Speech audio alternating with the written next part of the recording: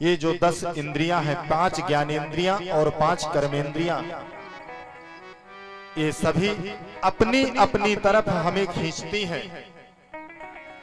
मेरी समझ में नहीं आ रहा मैं क्या करूं। क्यों?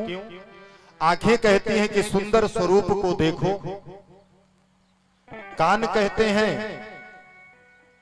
सुंदर संगीत को सुनो,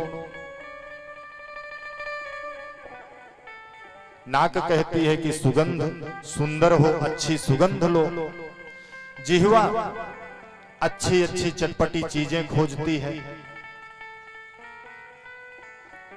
सबसे खतरनाक 10 इंद्रियों में अगर कोई इंद्रिय है तो जिह्वा है।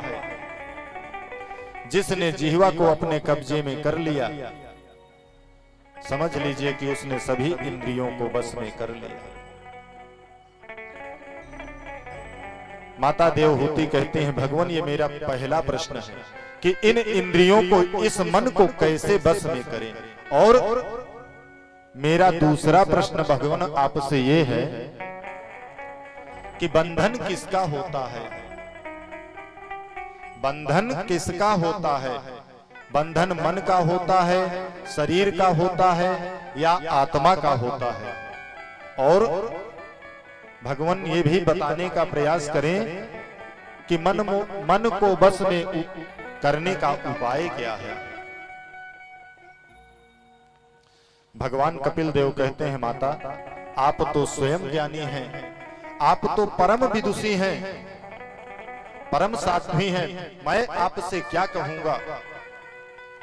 परंतु फिर भी आपने मुझसे अगर पूछा है तो मैंने जो जाना है, मुझे जो ज्ञान है, उस ज्ञान के अनुसार मैं आपको अवश्य ही बताऊंगा।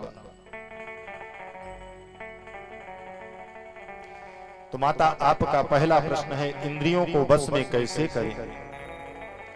तो माता इंद्रियों को बस में करने का बहुत ही छोटा सा उपाय है कि अगर हमारे नेत्र कहते हैं कि हमें सुंदर चित्र देखना है तो बिल्कुल देखें, परंतु वृत्ति को बदल दें।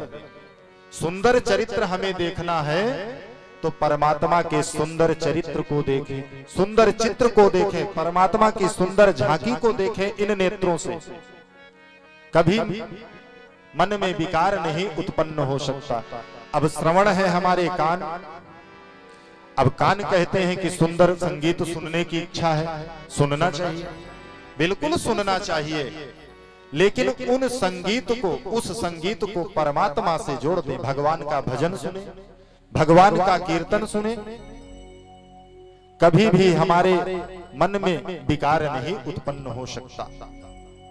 मतलब इंद्रिय जो कहती है, जो मांग रही है, उसको हम अवश्य पूर्ण करें, लेकिन उसका मुख परमात्मा की तरफ मोड़ दें, परमात्मा की तरफ उसका झुकाव कर दें। जिह्वा कहती है कि मुझे स्वादिष्ट व्यंजन चाहिए, मुझे रसगुल्ले चाहिए, रबड़ी चाहिए, बिल्कुल, परंतु आप ले आइए और उसको ला करके पहले ठाकुर जी को भोग लगा दें, और भोग लगाने के उपरांत उसको आप प्रसाद रूप में ग्रहण करेंगे। तो आपका मन कह रहा था कि मुझे रसगुल्ला खाना है, तो आपको रसगुल्ला भी मिला, परंतु जो रसगुल्ला का उसमें दोष था वो दोष दूर हो गया, क्योंकि वो प्रसाद बन गया। विचार करें कि आप मार्केट जाते हैं या मार्केट से कुछ भी लेकर के आते हैं, या अभी भागवत कथा चल रही है, प्रसाद में जो भी 2 दिन बटे या आज तृतीय दिवस में जो भी बटेगा, 7 दिन हम प्रसाद बांटेंगे।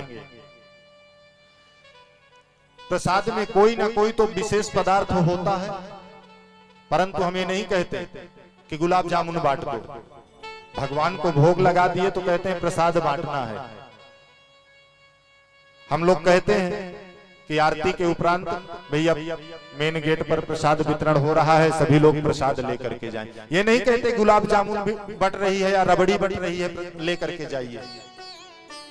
तो अगर हमारी इंद्रियां, ये जो 5 कर्म इंद्रियां हैं, ये कुछ मांगती हैं, बिल्कुल दो, लेकिन उसका मुख परमात्मा की तरफ जोड़ दो।